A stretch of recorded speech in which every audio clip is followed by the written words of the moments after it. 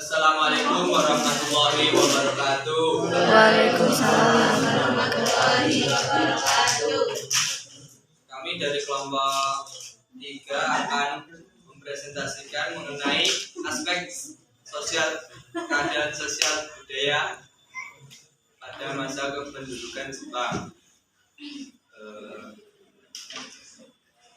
Selama masa pendudukan Jepang, Indonesia mengalami banyak sekali penindasan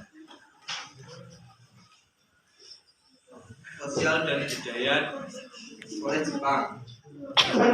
Penderitaan rakyat bertambah banyak pada masa itu.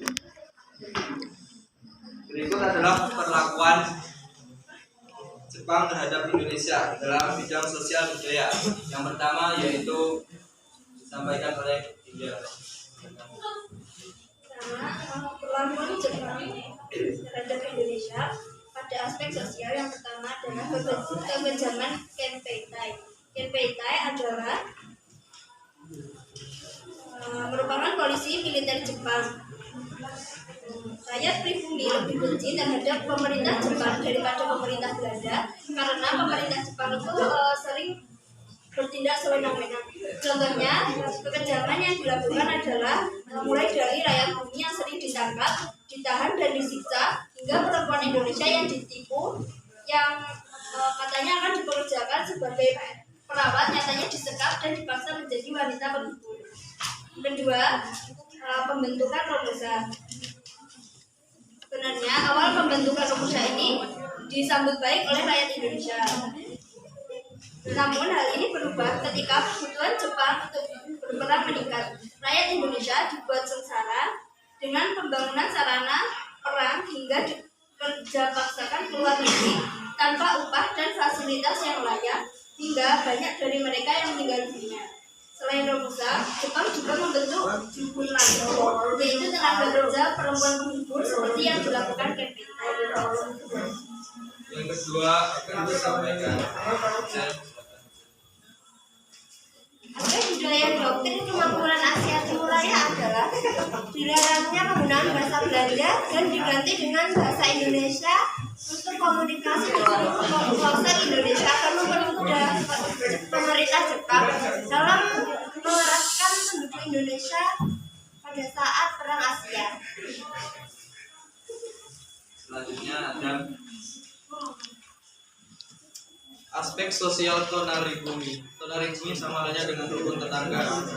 Jepang membentuk tonarigumi agar mempermudah pengawasan aktivitas penduduk serta pengarahan dalam hal pembangunan fasilitas umum seperti benteng pertahanan, jalan darurat, lapangan pesawat, dan rel kereta api. Selanjutnya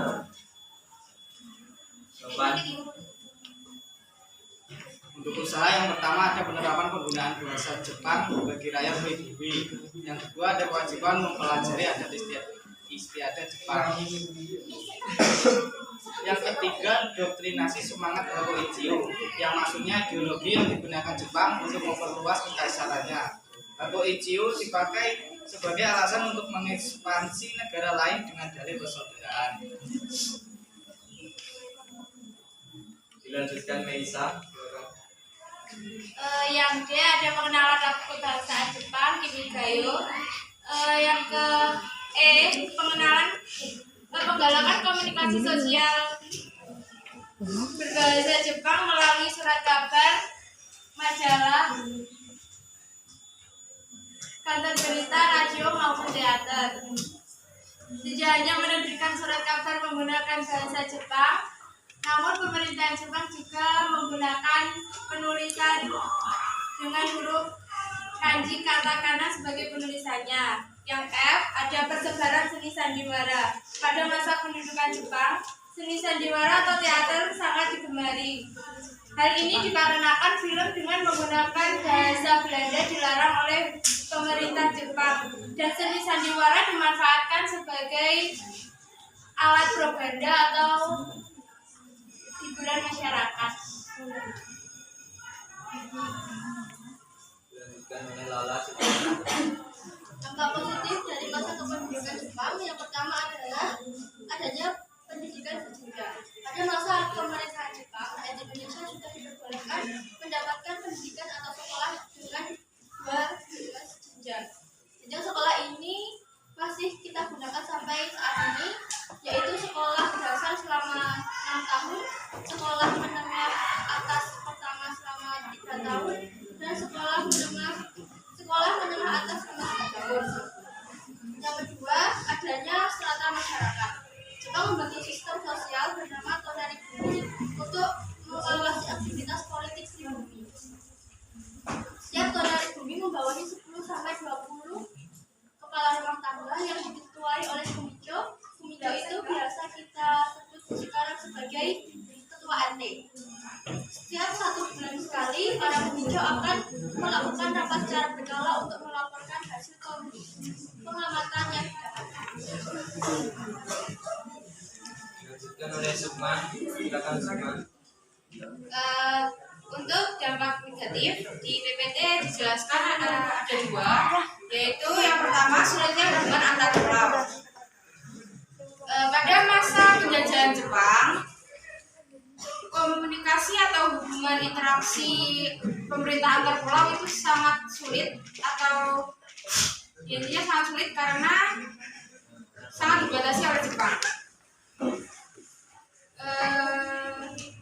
Itu terjadi karena Jepang mengendalikan seluruh saluran komunikasi yang bisa digunakan oleh masyarakat Indonesia. Yang kedua, adanya Seikrei.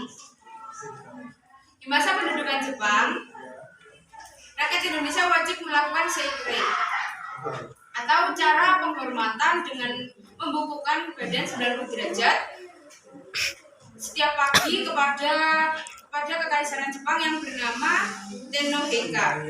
Tidak hanya membungkuk hormat, rakyat Indonesia juga diwajibkan untuk menyanyikan lagu kebangsaan Jepang yang berjudul Imigami. Sekian presentasi dari kami. Apabila ada kurang lebihnya, kami mohon maaf. Assalamualaikum warahmatullahi wabarakatuh.